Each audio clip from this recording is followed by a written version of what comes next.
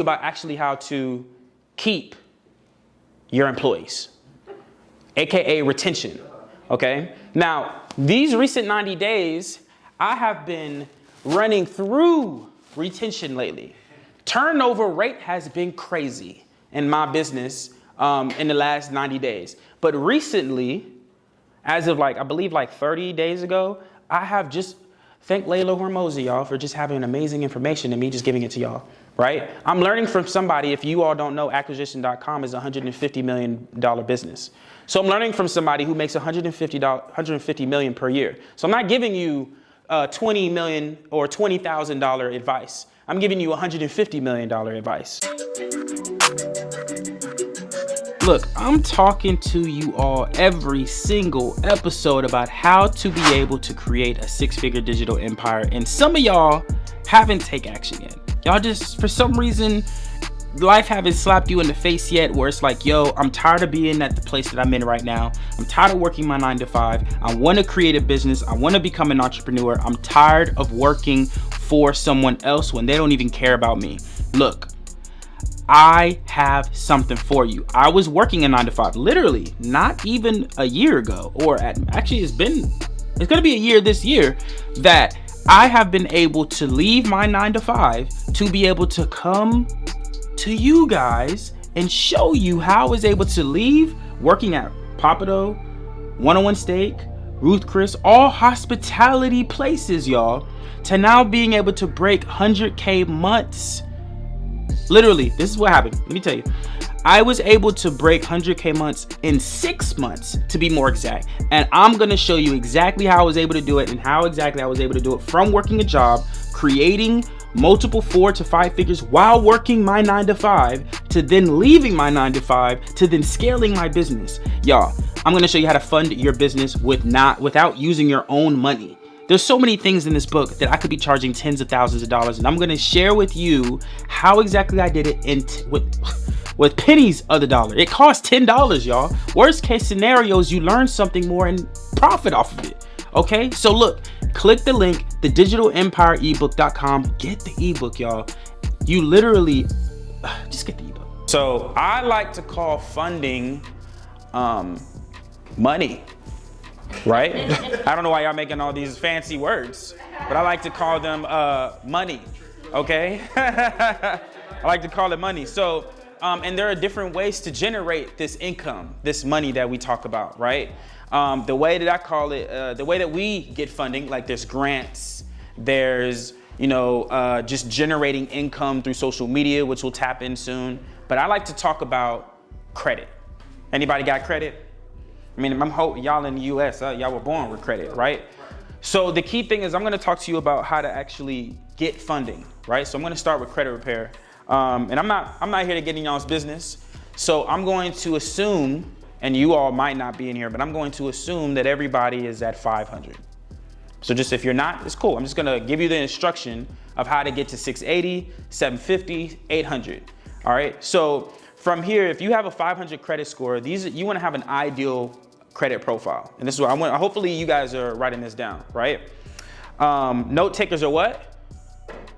Winners. Dang, I don't even know the term, yo. Money makers. I think the taker is a money maker. Yeah, okay. Note takers are what? Money maker. Okay, I just want to make sure. Note takers are what?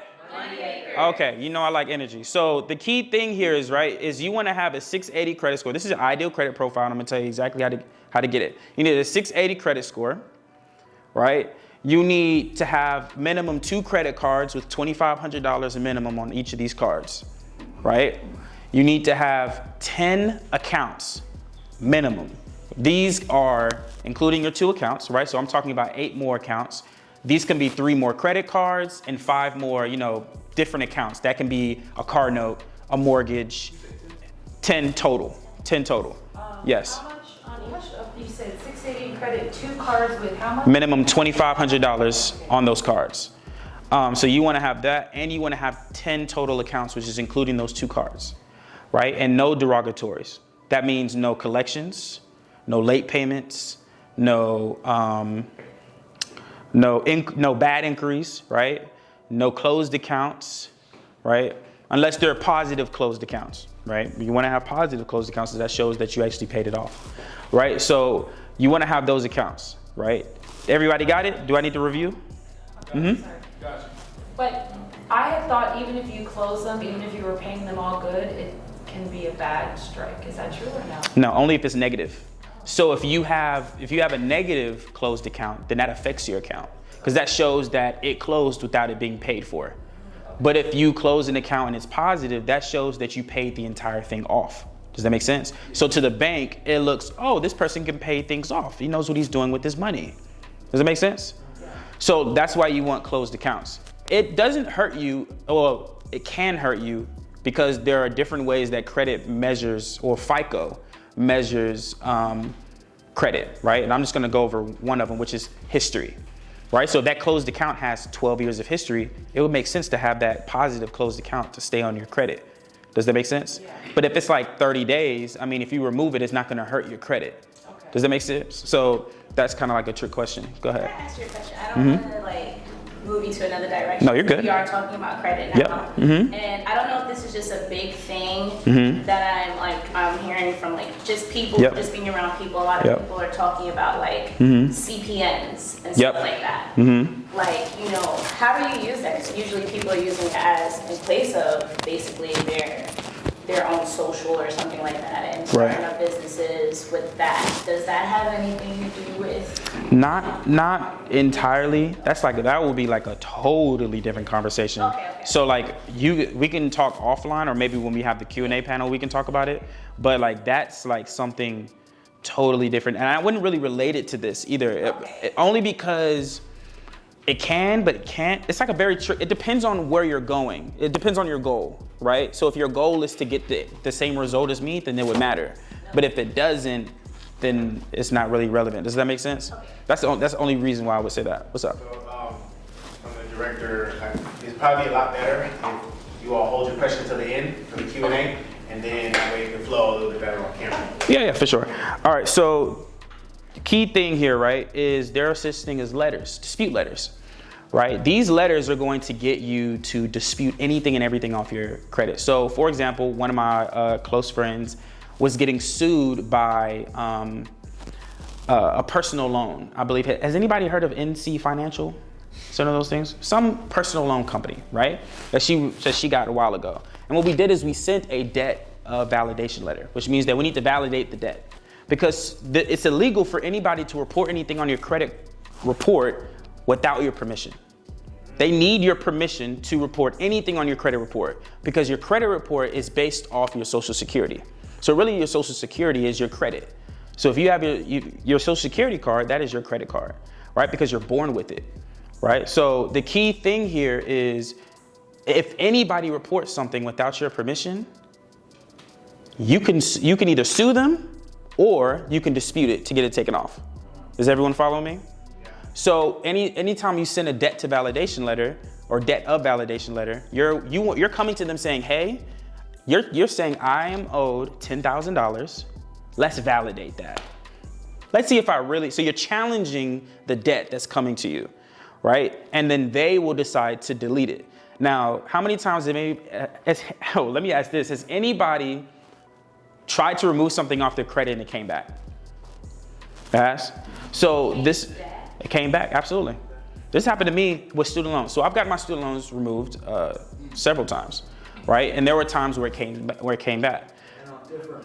And different bureaus. Right. Now, mind you, we got to change our terminology for a moment, right? Experian, TransUnion, and Equifax are not bureaus. They're reporting agencies, right?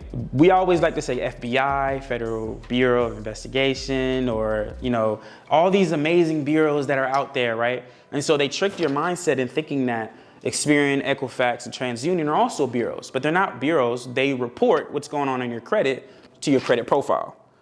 So that's why you have to go to them in order to take it off.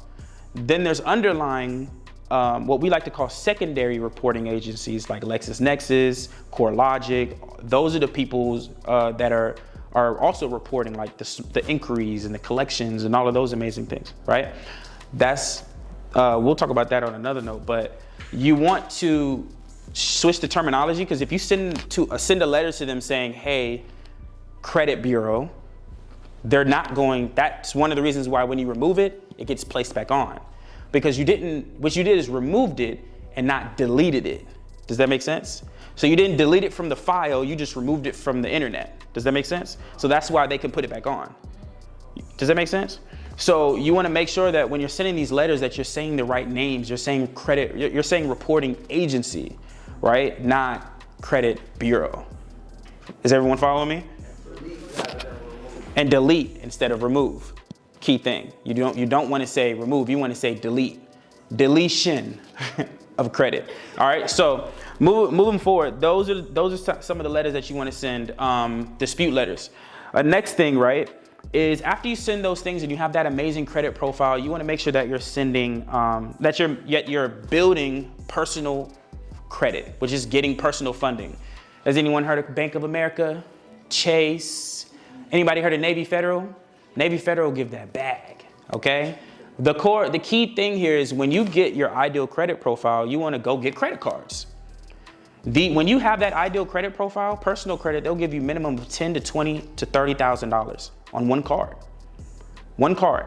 So when you are getting that set on your personal credit, now we can start using that for your business. Is everyone following me? And the key thing is, I always suggest before you just go ahead and unless you're a real entrepreneur, because the definition of entrepreneur is taking risks, right? So if you're a real entrepreneur, you will put that into your business to grow your business. But the key thing is, of course, you have to pay that back. Is everyone following me? So here's a hack. What we like to do is something called hiding utilization. So this means, let's say I have two credit cards, Amex Platinum and Amex, whatever the other Amex is, right? What you can do is you can do something called a balance transfer, right? So let's say on this one I owe 10,000 and then on the second one I owe 10,000, right? Or let's say one of them I owe 10,000 and let me start over. I have 10,000 on both cards. I use one of those $10,000 cards, which means I only have one with still 10,000 on them. Does that make sense? What I can do is use one of those 10,000s and transfer it to this other card. So now I technically don't owe the debt. And then what I would do is I'd transfer it back. And then I would keep transferring. Keep transferring. It's completely legal. All you're doing is transferring money. We do it every time. Zelle, we do it every day. You can send it, just transfer it between each other. So what happens is now you have free capital. And the thing is, you have 0% interest when you're applying for these cards for 12 months, 6 to 12 months. So that means you're able to really give your business time to grow. Does that make sense? So the key thing here is when you're transferring this money, right? Because it's such an amazing thing when you're just able to transfer, right? You're now generating cash flow as this is going on. So now you can just stop balance transferring and just use that cash flow and pay it back. Does that make sense? Now, after you get personal credit, you want to start getting business funding. These are 3 steps: credit repair, personal funding, business funding. Does that make sense to everyone? So when it comes to getting business funding, you want to do a couple things. Now, I can't go over everything in this presentation. Like I said, we'll go over in the Q&A. But you want to make sure to get an LLC first. You want to get an EIN number, business address. These are all virtual, by the way, right? Virtual business address, virtual phone number. You want to make sure to get you net 30s, which is like let's say, how do I want to say this? Like credit cards on business, lines of credit on business, on the business side. Because the whole thing is to control everything but own nothing. Anybody got student loans? Yes. Yeah, everyone does. So here's a hack. Here's a free hack since we're on business, right? What you can do is, the key thing here, and we're talking about business funding, is you want to apply for the exact same banks that you applied on your personal, on your business. And the greatest thing about business is that you will get 5 to 10 times the amount of funding because they love giving money to businesses. Okay, so if I got 20,000 on personal, I'll get 100,000 on business. So the key thing here is when you have student loans that are like 50,000, you can use that $100,000 funding, you're pretty much purchasing your student loans for it to shift to your business, right? So now it's no longer on your personal, it's on your business, and then dissolve the LLC so you no longer own the debt. Does that make sense? Does that make sense? Hold on, let me repeat it again because I don't think y'all got that. These are just hacks you do on the way of creating your business, y'all. Does that make sense? Like, we hadn't even gotten to the starting of the business, and we haven't even gotten to the scaling. I'm gonna repeat it. So what you do is, let's say you have 100,000, right? So the first thing, right, is you get all those amazing things that I said before, right? LLC, virtual business, EIN, phone number, all of those things. I have a list that I could probably send to you all. I'll give it to Jeter. You all make sure you get in the text, because I'll send the list to her, so she'll send it to you, right? So the key thing here is you get those great things, right? And then you apply for the same exact banks that you applied for on your personal. So if I apply for Bank of America, that you applied on your personal first.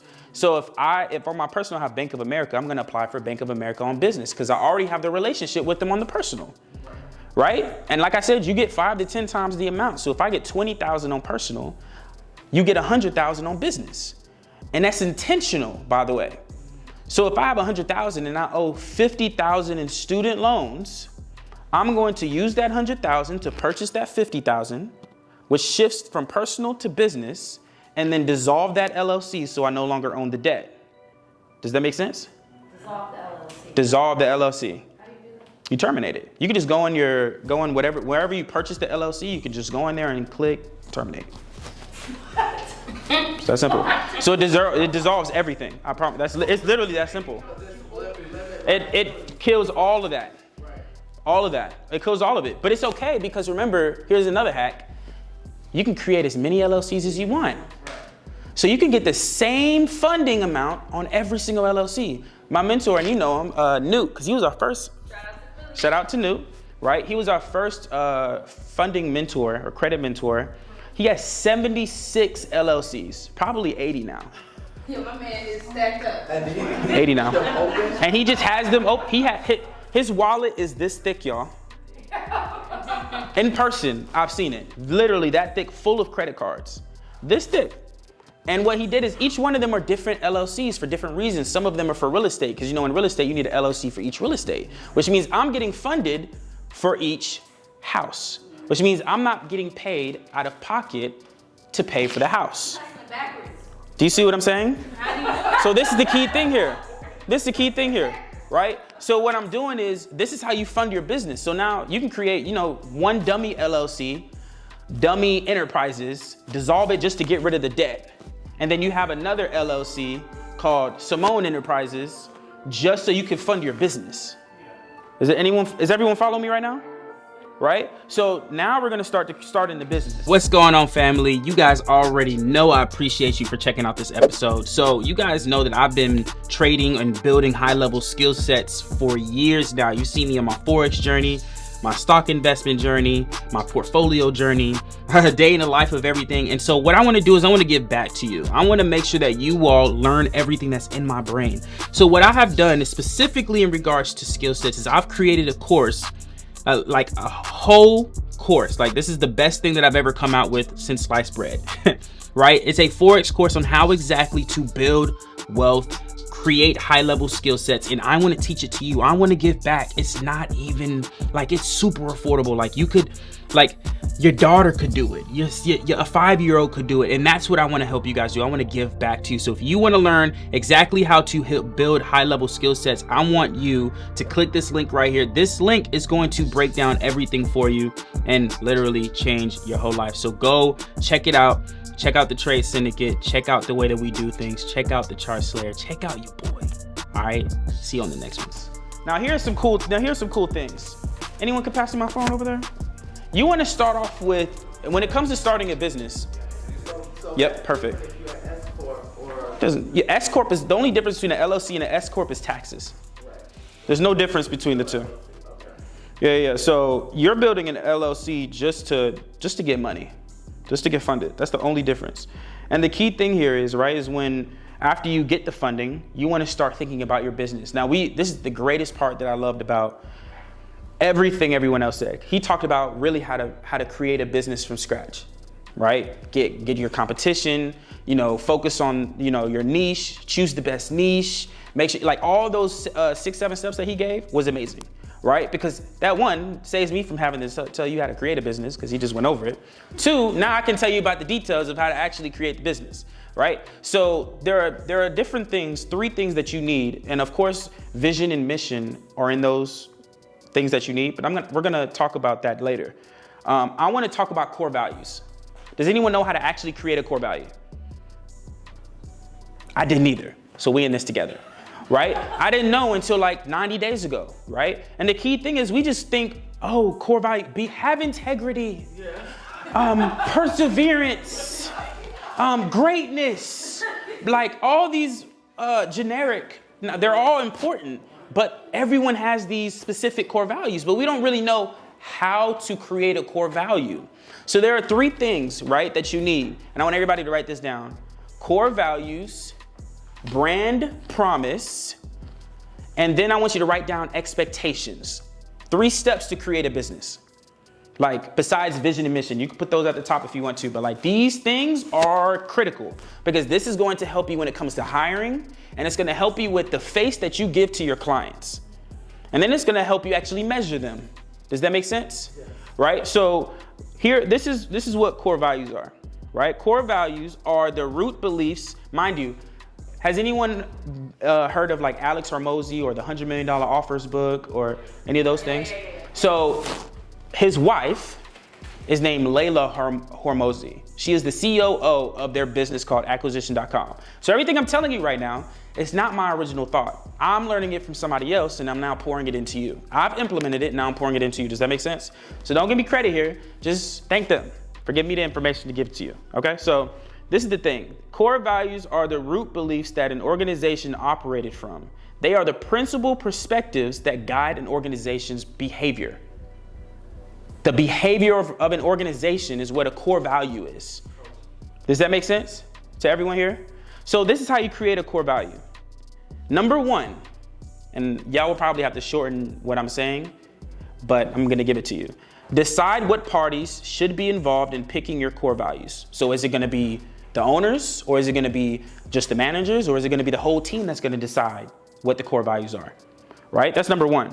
Number 2 is brainstorm and write down your favorite quality/trait about each member on your team that has just now been selected to be a part of it. Does that make sense? So we just said, is it just gonna be the owners, the managers, right? But now we need to talk about, okay, what's the quality or trait that each one of them have, right? The third one, let me know if I'm going fast now, y'all, because I know I can talk fast, all right? The third one is ask yourself, and this is not my words. This is gonna be very broad. If an alien came down from space, okay? I'll tell you, this is not my words. Thank Layla and Hormozy. They're very creative and amazing individuals that are my mentors, and then I'm giving it to you. If an alien came down from space to explore your business, how would you describe the environment of your team to them? Has anyone thought about that? Like, how would you describe your own values to somebody else, right? The fourth thing is change the verbiage of your values in a way that is congruent with your team. Meaning, right, make it easily digestible. Like, don't say supercalifragilistic, I don't even remember the whole thing, expialidocious. Like, don't nobody even know what that means, right? But if you say, and one of theirs now is speed is king, you understand what that means, right? That's important, right? And the key thing here is, the fifth one is evaluate the core values you've picked together and create what feels like an ideal environment. Does that make sense? That's important. Now you all know how to make core values, right? It's all based on that. Those 5 things, you create core values, 3 to 5 of them. And you run and always remind your team, always remind yourself, and consistently say it every single day, right? So you have these people as your team, they should be hearing your core values every day, right? Or once a week, whatever the frequency you want it to be, but it should be consistent. Does that make sense? All right, and that's everybody in this room, right? Now, let's talk about brand promise. A lot of people actually, Like I said, I didn't know what a brand promise was until like 90 days ago. And this makes you rethink your entire business, y'all. Legit. Like it makes you think, like I revamped my entire core values because I was like, I don't even relate to this. This is what somebody else said that I should do. We shouldn't believe every single person. We should listen, but that doesn't mean we should believe it. Our beliefs are different, right? So the key thing here is brand promises are often tied to strategic metrics that drive your business forward and tell your external customers. Your internal customers are your team. Your external customers are your clients. Follow me? It tells your external customers what your internal values are, as well as the expect in terms of results and experience. So what that means is if I say speed is king, my brand promise is I should be responding to you within 5 minutes. Does that make sense? My brand promise is based off my core value. So there, like I said, acquisition.com's core value is speed is king. Their brand promise is you will get a response from me within 5 minutes. That's my brand promise to you. Does that make sense? But it's based off my core values. So somebody give me a core value. Somebody give me one. Let's make this engaging. Never be satisfied. Never get satisfied? Never be satisfied. Never be satisfied. Okay. What do you feel a brand promise would be to that? It can be rough. It doesn't have to be perfect. It could be keep pushing for more. It could be Boom. basically that. Boom. That's a good brand promise. It's no ceiling. Basically, you want to always go up and beyond. Boom. Okay. So now you're telling her, who wants to be your client, that I'm always going to go up and beyond for you. Does that make sense? What did you say your core value was? Quality work. Quality work. Excellent. What do you feel your brand promise would be? The best trend-setting styles. You're gonna always be satisfied with. Boom. You see that? You see how everything is based off your core value? My jewelry is hypoallergenic, Mm-hmm. so it doesn't irritate the skin. Okay. Or cause rashes. Would that be a core value? No, that would be more of like a description of how they feel, Okay. but not more of the promise that I have for you. Now you could, You feel like a goddess in my business. boom, Okay. that's a brand promise. That's a brand promise. So this is rough. Stress-free content creation. Okay, stress-free content creation. Now what would be your brand promise? You don't have to do this alone. Ooh, that's good. That's good. That's good. I like that. Anybody else? I felt like you wanted to, but you rejected. I see you. No, I see you. You got a core value?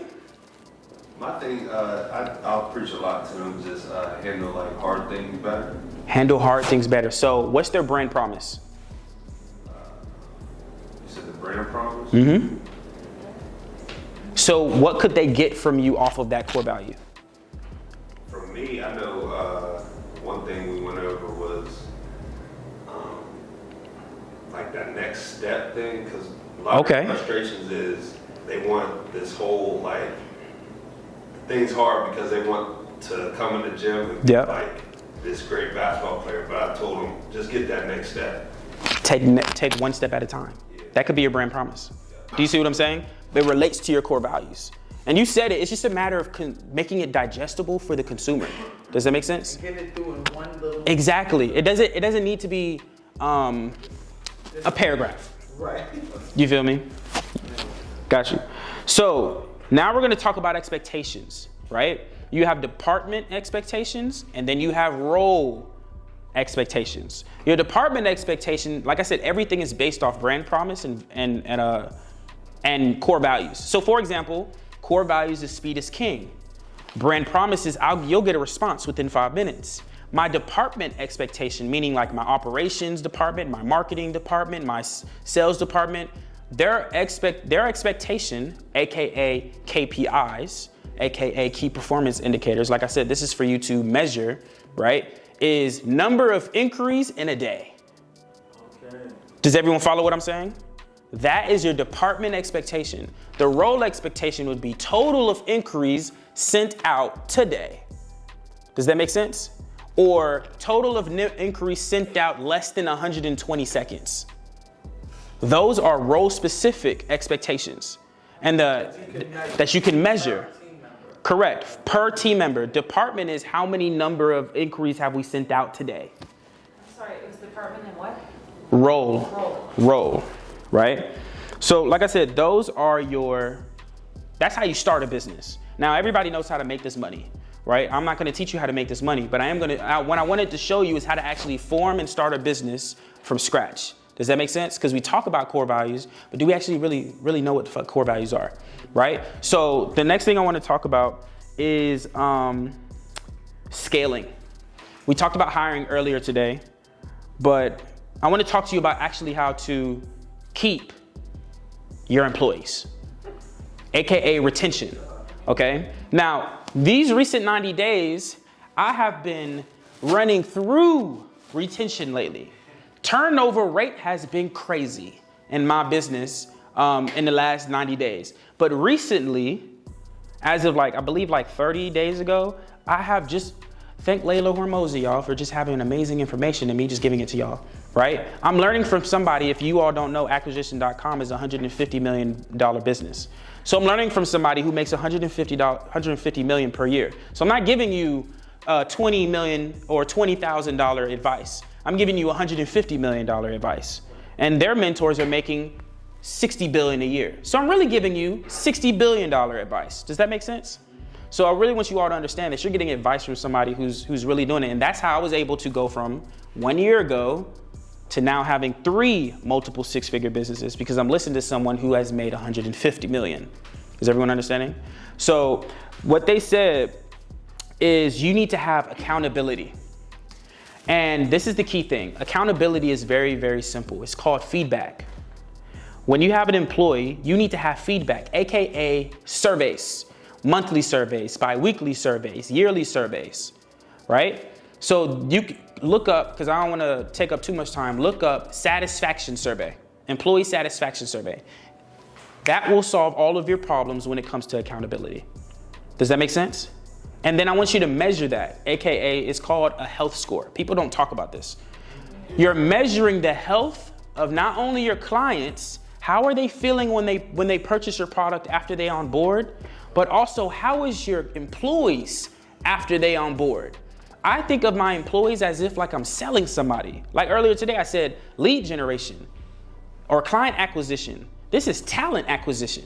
Do you get what I'm saying? We're hiring talent to be able to build our team.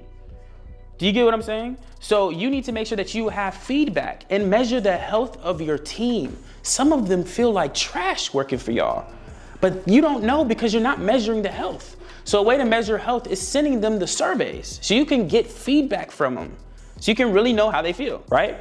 So the next thing that I would say, right, lastly, is I want you all to create an org chart of your business. Create an org chart. So this is you. I want you to divide your business into 3 different ones. I'm going to put marketing. This is for sales and marketing. This is for ops. This is for operations. And then we also need to get our money right. So this is for finance, right? Divide your business into these 3 categories.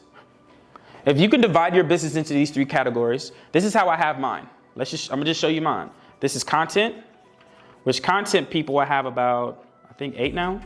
And then sales, which our sales team, we have about 3 or 4 now, but I'm gonna put 3. Ops, I divided it into even more, right? And what you do is you sub-department your business, right? So this is HR, right? Which we have about 5 or 6.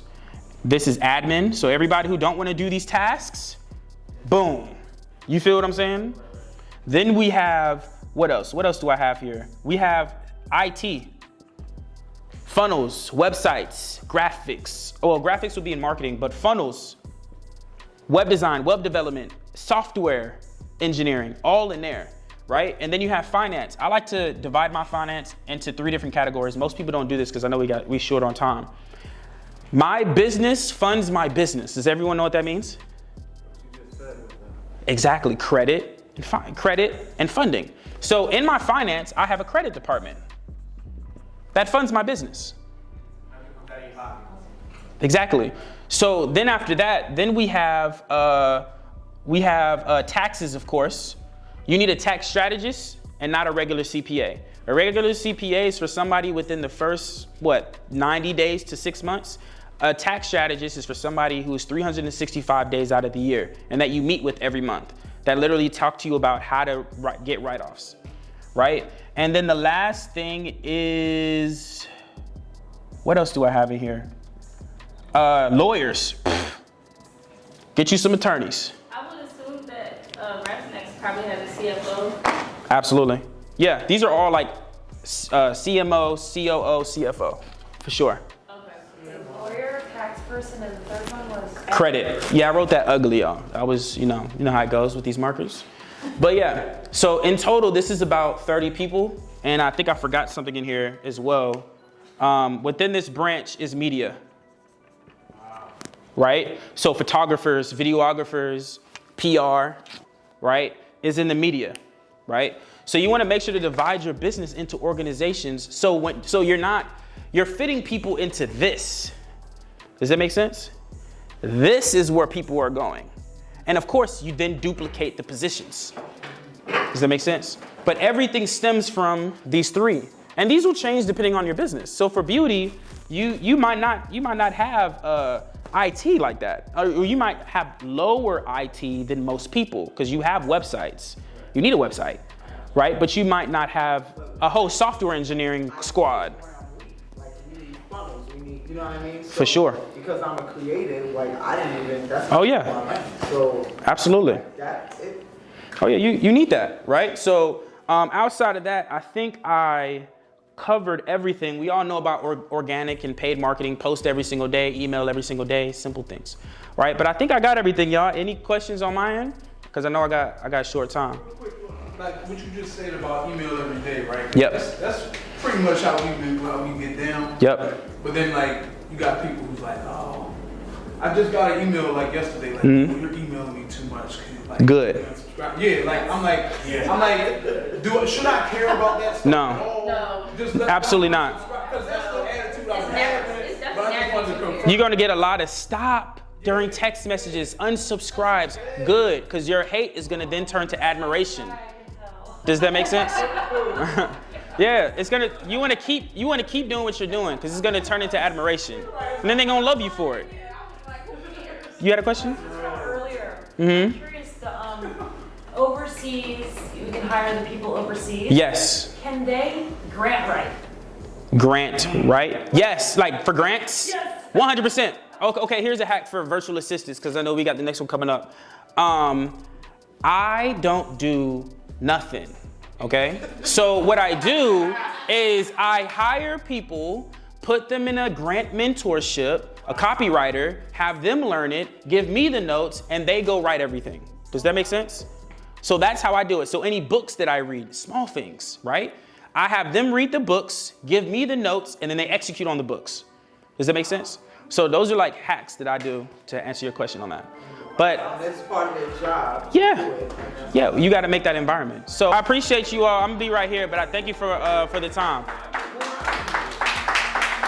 Hey family, thank you so much for checking out this episode. I really, really do appreciate it. So I get this question a lot of, hey, how do you get your family on board on everything that you're doing? Your family's everywhere, you're traveling everywhere. This brand of family is huge. And so I want to teach you guys how to create a family business and build a true legacy for your family. And in order to do so, if you want to learn exactly how I do that, I want you to check out socialcurrencies.net/family.